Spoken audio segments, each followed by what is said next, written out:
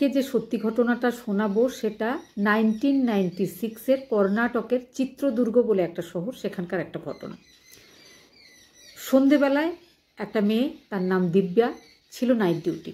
সে night ডিউটির জন্য বেরিয়েছিল, বাস থেকে নামার পরে সে শর্টকাটে যাবে বলে একটা নির্জন রাস্তা, সেখান দিয়ে যাচ্ছে। তার মনে হয় তার পেছন দিকে কেউ আসছে। সে পেছন ফিরে দেখে কেউ নেই। আবার একটু এগিয়ে যায়, তার আবার মনে হয় পেছনে কেউ হাঁটছে। আবার পেছন দিকে তাকায়, দেখে না, পেছনে কেউ নেই। হঠাৎ করে তার উপরে কেউ একজন অ্যাট্যাক করে, তার গলাটা দুহাত দিয়ে চেপে ধরে, তার কানের নাকের যে সোনার গয়না ছিল সেগুলো টেনে ছিঁড়ে নেওয়া হয়। ছিঁড়ে নেওয়ার পরে তার শরীরের সব জামা কাপড় খুলে ফেলা হয়। ততক্ষণে পাশ থেকে কারোর একটা আওয়াজ পাওয়া যায়, বোঝা যায় কেউ একজন আসছে। সঙ্গে সঙ্গে যে তার উপরে এই অত্যাচারটা করছিল তাকে ফেলে রেখে দিয়ে গয়নাগুলো, কিন্তু নাকের কানের গয়নাগুলো সঙ্গে নিয়ে সে পালিয়ে যায় সেখান থেকে। যদি ওই লোকজন আসার আওয়াজটা না হতো তাহলে হয়তো আরও অনেক কিছু অঘটন ঘটতে পারত। কিন্তু সে নেক্সট ডে পুলিশ স্টেশনে গিয়ে এই ঘটনাটা জানায়, পুলিশে গিয়ে ডায়েরি করে। দ্বিতীয় যে ঘটনা 6 ডিসেম্বর 1996-এ ঘটেছিল, পল্লবী নামের একটা মেয়ে সেই চিত্রদুর্গ শহরে বাড়ি থেকে গম ভাঙানোর জন্য বাজারে যায়।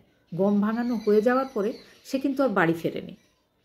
বাড়ির লোকজনেরা অনেক খোঁজ করে, কিন্তু তাকে কোথাও খুঁজে পায় না।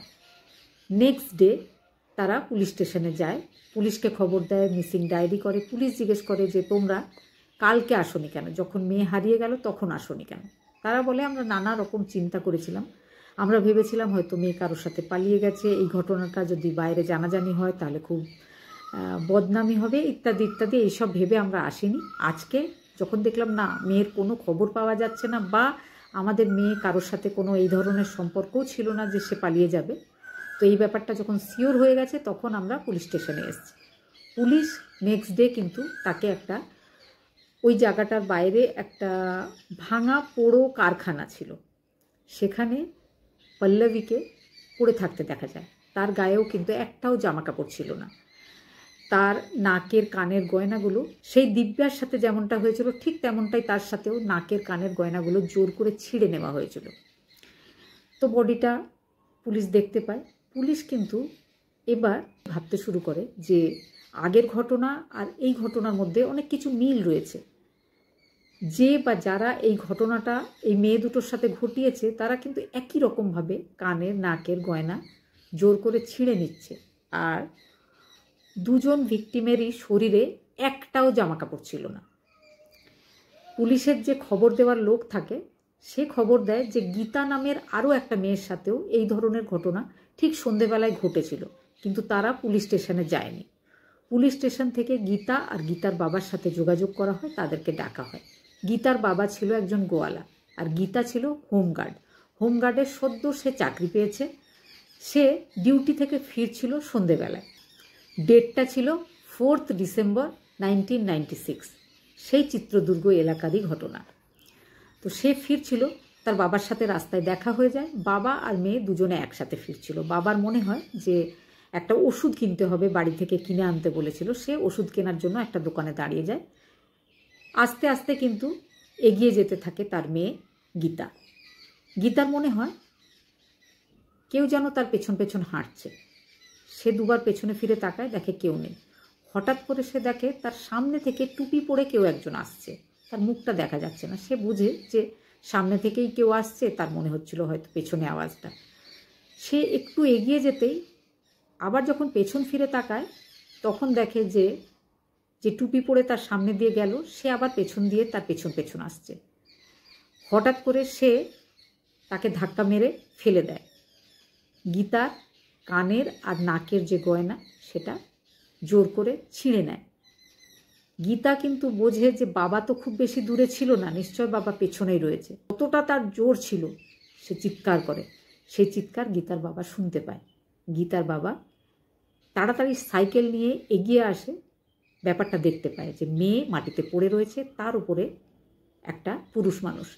সে সেই পুরুষকে লক্ষ্য করে রাস্তা থেকে তুলে নিয়ে একটা পাথর সজোরে মারে।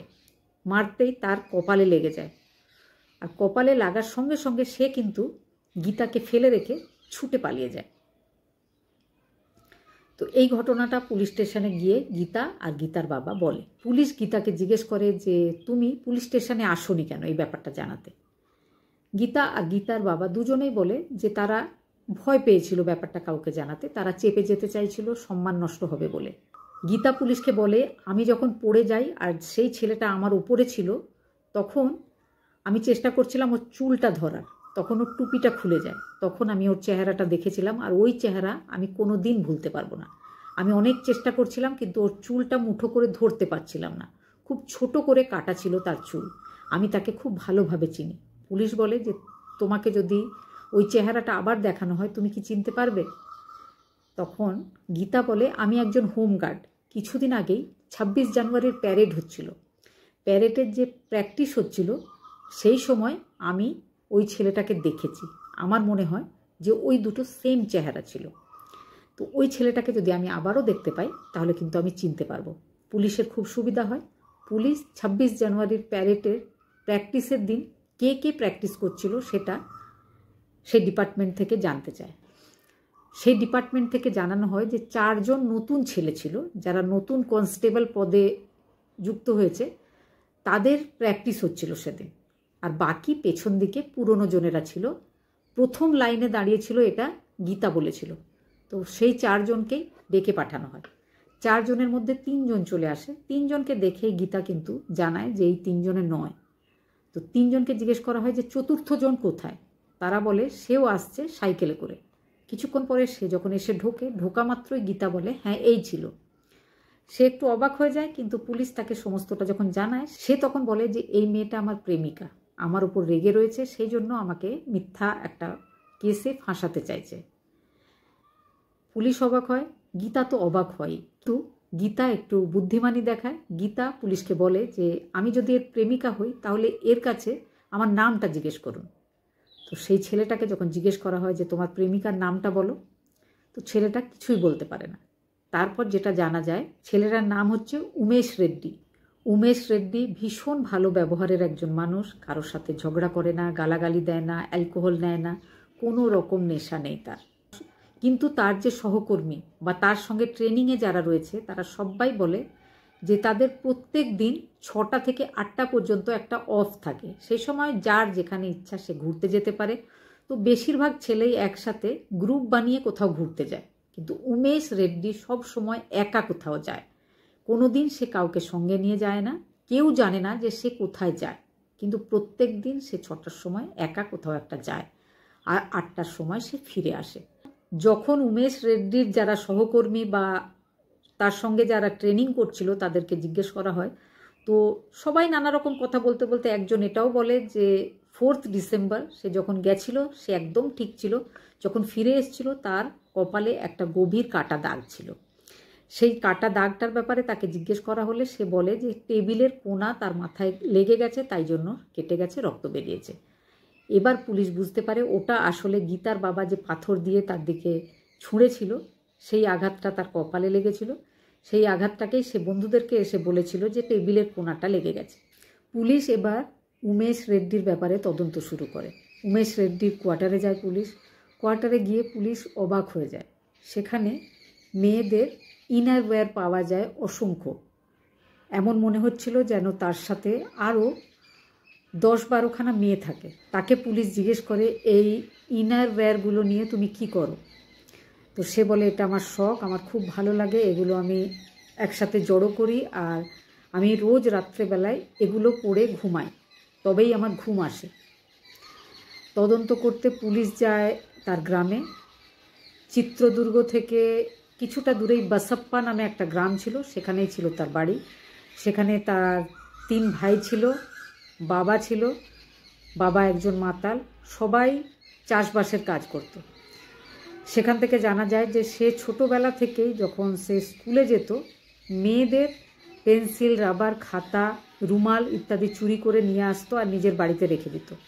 অনেকবার স্কুল থেকে তার বাবার কাছে কমপ্লেন আসতো, বাবা কোনোদিন তাকে বকেনি। বাবা ছিল মাতাল, বাবা বলতো যে ঠিক করেছো, এইভাবেই লোকেদের জিনিস চুরি করা উচিত।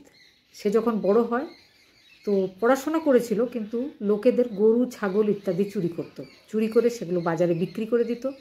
এক সময় আশেপাশের লোকরা এতটাই রেগে যায় যে তাকে পাড়া থেকে বা গ্রাম থেকে বের করে দেওয়ার সিদ্ধান্ত নেয়, বা তাকে গ্রামে দেখা গেলেই তাকে মারবে বলে ঠিক করে, তখন সে গ্রাম থেকে পালায়। তার কাছে জিজ্ঞাসাবাদ করে পুলিশ জানতে পারে যে প্রথমে সে সিআরপিএফে চাকরি পেয়েছিল, তার পোস্টিং ছিল কাশ্মীর। কাশ্মীরে সে এক কমান্ডারের মেয়ের সাথে খারাপ ব্যবহার করেছিল, তারপরে ওই ঘটনা ঘটিয়ে সেখান থেকে পালিয়ে গেছিল। কিন্তু সেই ব্যাপারে কোনো কমপ্লেন হয়নি, ওই সেই মান সম্মানের ভয়েই হয়তো কমপ্লেনটা হয়নি, তাকে আর খুঁজেও বের করেনি কেউ। তারপরে সে এসে কনস্টেবলের পদে যোগ দিয়েছিল। তারপরে এই ধরনের ঘটনাগুলো ঘটায়। পুলিশ তাকে 7 দিনের রিমান্ডে নেয়। রিমান্ডে নেওয়ার পরে তার ব্যাপারে আরও তদন্ত করছিল, কিন্তু প্রমাণের অভাবে তাকে বেল দিয়ে দেওয়া হয়। বেল পাওয়ার পরের দিনই সে নিজের কোয়ার্টার ছেড়ে কোথাও একটা পালিয়ে যায়। পুলিশ কিন্তু খুঁজেও তাকে পায়নি। কিছুদিন পরে, ডেটটা ছিল 24শে জুন 1997, ব্যাঙ্গালোরের মাইক্রো লেআউট পুলিশ স্টেশনে একটা ফোন আসে যে তারা একটা চোর, একটা অসভ্য লোককে ল্যাম্প পোস্টে বেঁধে রেখেছে। পুলিশ যায়, পুলিশ তাকে উদ্ধার করে। পুলিশ জানতে পারে যে তার নাম রাজু।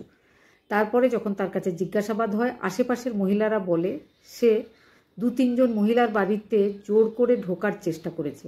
একজন মহিলার সাথে সে অসভ্য ব্যবহারও করেছে, চুরি তো করেইছে। এবার তাকে যখন পুলিশ জিজ্ঞাসাবাদ করে, তাকে কোর্টেও তোলা হয়।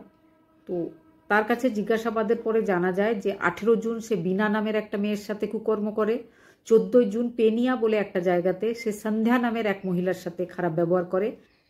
26শে জুনে যখন তাকে কোর্টে তোলা হয়, তারপরে যখন পুলিশ তাকে নিয়ে কোর্ট থেকে জেলের দিকে ফিরছে, তার হাতে কিন্তু হাতকড়া পরানো, চেন দিয়ে পুলিশের হাতে রয়েছে। সে বলে সে টয়লেটে যাবে। তাকে নামিয়ে দেওয়া হয় ইউক্যালিপটাসের জঙ্গল।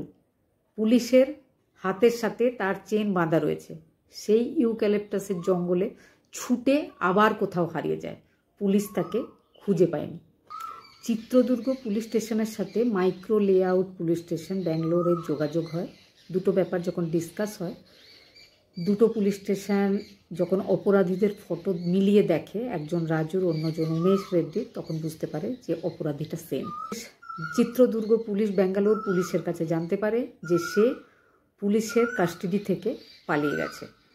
তাকে খোঁজার জন্য এবার তার গ্রাম বাসাপ্পাতে যাওয়া। পুলিশ অফিসারেরা মিটিংয়ের পরে সিদ্ধান্ত নেয় যে তার গ্রামে যাওয়া হবে, তারপর সেখানে গিয়ে তদন্ত করা হবে। হয়তো সে তার নিজের গ্রামেও লুকিয়ে থাকতে পারে। সত্যি যখন পুলিশের টিম তার গ্রামের বাড়িতে গিয়ে পৌঁছায়, দেখা যায় সে গ্রামে ঘরের বারান্দাতে নিশ্চিন্তে ঘুমিয়ে রয়েছে। পুলিশ যায়, তাকে অ্যারেস্ট করে। পুলিশ তাকে জিজ্ঞেস করে মেয়েদের যে সোনা গয়না ইত্যাদি সে চুরি করে সেগুলো সে কোথায় রাখে। তখন সে নিজের গ্রামের বাড়িতে যে উনুন ছিল, উনুনের পাশে তার ইট বেছানো ছিল অনেকটা জায়গা, যেখানে রান্নার পরে হাঁড়ি বাসন ইত্যাদি রাখা হতো। সেখান থেকে সে ইট সরায়। ইট সরিয়ে একটু একটু করে যখন খুঁড়তে শুরু করে, সেখান থেকে অসংখ্য কানের দুল, নাকের নথ, পায়ের পায়েল, গলার চেন ইত্যাদি পাওয়া যায়। সেখানে সেই পল্লবী যাকে মেরে ফেলা হয়েছিল, সেই পল্লবীর পায়ের যে পায়েলটা, যাতে A1 লেখা ছিল, যেটা তার বোনকেও কিনে দেওয়া হয়েছিল যাতে A1 লেখা ছিল, সেই পায়েলটাও পাওয়া যায়। চিত্রদুর্গ পুলিশ তাকে অ্যারেস্ট করেছিল। তাকে ব্যাঙ্গালোর নিয়ে যাওয়া হচ্ছিল। নিয়ে যাওয়ার সময় সে বাসে পালিয়ে যাওয়া তার এমন অভ্যেস হয়ে দাঁড়িয়েছিল, সে পালিয়ে যাওয়ার জন্য যে কনস্টেবল তার সাথে ছিল তার পায়ে পটি পর্যন্ত করে দেয়, যাতে কনস্টেবলের মনোযোগ অন্যদিকে যায়, যাতে সে পালাবার একটা সুযোগ পায়। কিন্তু কনস্টেবল কোনোভাবেই সরে যায়নি, তাকে ছেড়ে দেয়নি। সে যাত্রায় সে পালাতেও পারেনি। তারপরে তাকে কোর্টে তোলা হয়। বিভিন্ন যে অপরাধগুলো সে করেছিল সবগুলোই সে মেনে নেয়। কিন্তু পল্লবী, যার মার্ডার হয়েছিল, সে বলেছিল সে পল্লবীর মার্ডার করেনি, যে গম ভাঙাতে গিয়ে হারিয়ে গেছিল। সে আরও 5 জনের নাম বলে। সে বলে সে কিছুই করেনি, সেই 5 জন করেছে। সেই 5 জনকে অ্যারেস্ট করা হয়। তারপরে তাদের বিরুদ্ধেও কেস চলতে থাকে। আবার তাকে একটা জেলে পাঠানো হয়। জেলে পাঠাতে গিয়ে সে কনস্টেবলের হাত ছাড়িয়ে টয়লেট করতে গিয়ে নিজের ভাঙা পা, প্লাস্টার করা পা নিয়েও কিন্তু সে পালিয়ে যায়। সেই রাত্রে কিন্তু সে পালায়। তারপরে তাকে 7 মাস খুঁজে পায়নি পুলিশ। ডেটটা ছিল 28 ফেব্রুয়ারি 1998। ব্যাঙ্গালোরের একটা কলোনিতে একটা বিধবা মহিলা জয়শ্রী আর তার ছেলে সুরেশ থাকত। সুরেশকে তার মা 12:30টার সময় স্কুল থেকে ফিরিয়ে এনে খাবার দাবার খাইয়ে রেস্ট করার পরে বিকেলবেলায় খেলতে যেতে দিয়েছিল। সে খেলাধুলা করার পর যখন বাড়ি ফিরে আসে, এসে দেখে তার দরজা বন্ধ। সে ভাবে মা হয়তো কোথাও বেড়াতে গেছে বা হয়তো ঘুমিয়ে গেছে। বাচ্চা ছেলেটা সুযোগ পেয়ে আবার খেলতে চলে যায়। আবার 2 ঘন্টা খেলে ফুটবল খেলার পরে সে বাড়িতে ফিরে আসে। বারবার দরজা নক করছিল, কিন্তু দরজা খুলছিল না। হঠাৎ করে দরজাটা খুলে যায়, দেখে তার মা নয়, অন্য একটা লোক দাঁড়িয়ে আছে। সে বলে, তুমি কে? বাচ্চাটাকে সেই লোকটা বলে, আমার নাম ভেঙ্কটেশ, আমি তোমার আঙ্কেল, তোমার মাকে ভূত ধরেছে, সেই জন্য আমি ডাক্তারকে ডাকতে যাচ্ছি, তুমি তোমার মায়ের কাছে গিয়ে বসো। সে নিজের মায়ের কাছে যায়, দেখে মা খুব হালকাভাবে নিঃশ্বাস নিচ্ছে, প্রচুর জামা কাপড় ছড়িয়ে ছিটিয়ে পড়ে আছে, মায়ের গায়েও রক্ত লেগে আছে। সে এসে বাইরে বসে। 2 জন মহিলা আসে, বলে তোমার মাকে ডাকো। তাদেরকে সে বলে যে আমার মাকে ভূত ধরেছে, একজন আঙ্কেল ডাক্তার ডাকতে গেছে। সেই 2 মহিলা ভেতরে যায়। সেই মহিলাকে দেখে তারা ব্যাপারটা বুঝতে পারে, তারা চিৎকার করতে থাকে। পুলিশ আসে, কিন্তু কে করেছে বা ভেঙ্কটেশ কে আঙ্কেল তাকে খুঁজে পাওয়া যায়নি। ওই ঘটনায় সুরেশের মা জয়শ্রী মারা গেছিল, কিন্তু ভেঙ্কটেশ আঙ্কেলকে কেউ খুঁজে পায়নি। তার 2 দিন পরে 2 মার্চ, সেদিন নিক্তা নামের এক প্রেগনেন্ট ভদ্রমহিলা, তার হাজব্যান্ড যখন অফিসের জন্য বেরিয়ে যায়, অন্য একজন লোক তার বাড়িতে এসে নক করে। তিনি খুললে একটা অ্যাড্রেস জিজ্ঞেস করার নাম করে জোর করে তার ঘরের ভেতর ঢুকে যায়। ঢোকার পরে ওই প্রেগনেন্ট লেডির সাথে ধস্তাধস্তি শুরু করে। মহিলা যথেষ্ট সাহসী ছিল। সে নিজের হাতের কাছে একটা প্রেসার কুকার ছিল, সেটা দিয়ে সজোরে সেই লোকটার মাথায় আঘাত করে। আঘাত করার পরে আশেপাশের লোকজনরা চিৎকার চেঁচামেচি শুনে জড়ো হয়, তাকে ধরে নেয়। ধরার পরে তাকে বেঁধে রাখে, পুলিশকে খবর দেওয়া হয়। পুলিশ আসে, পুলিশ এসে বুঝতে পারে যে এটাই সেই উমেশ রেড্ডি বা ভেঙ্কটেশ বা রাজু। তো তাকে নিয়ে যায় পুলিশ। সে কিন্তু অসুস্থ ছিল, মাথায় তার চোট লেগেছিল, সে খাওয়া দাওয়া করছিল না, কারোর সাথে কথা বলছিল না। তারপরে তাকে পুলিশ স্ট্রেচারে করে নিয়ে যায় হসপিটালে নিয়ে যাওয়ার সময় তাকে কিছু খাবার খাওয়ানোর চেষ্টা করার জন্য তাকে একটা রেস্টুরেন্টে নিয়ে যায়। সেখানে সে বসেছিল।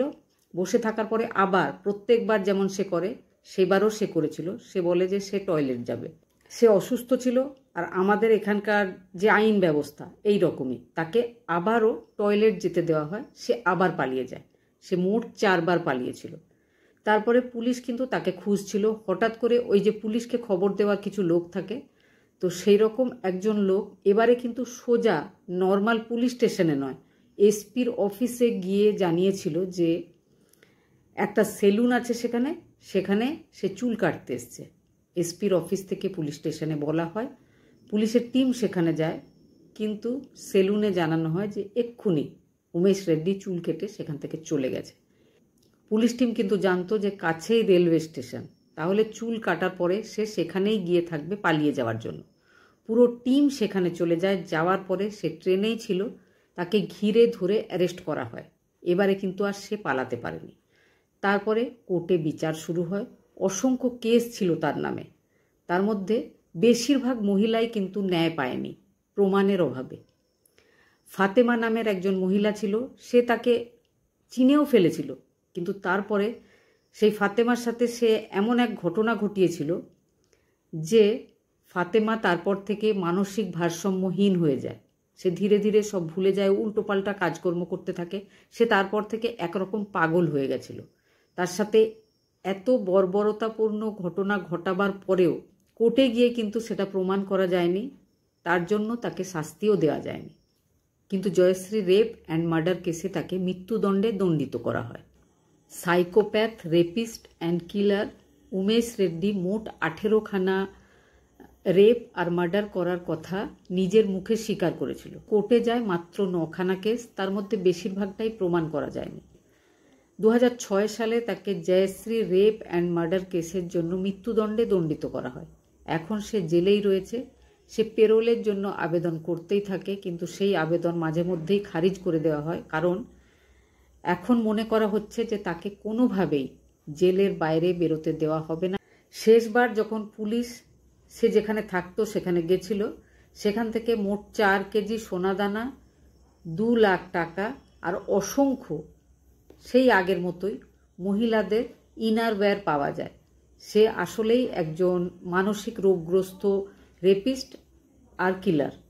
তাকে কোনোভাবেই পেরোলেও জেল থেকে বেরোতেও দেওয়া উচিত না, আর তার মৃত্যুদণ্ড হওয়া অবশ্যই দরকার। বর্তমানে উমেশ রেড্ডি জেলেই রয়েছে। তাকে নিয়ে অনেক সিরিয়াল, সিনেমা, সিরিজ ইত্যাদি তৈরি হয়েছে।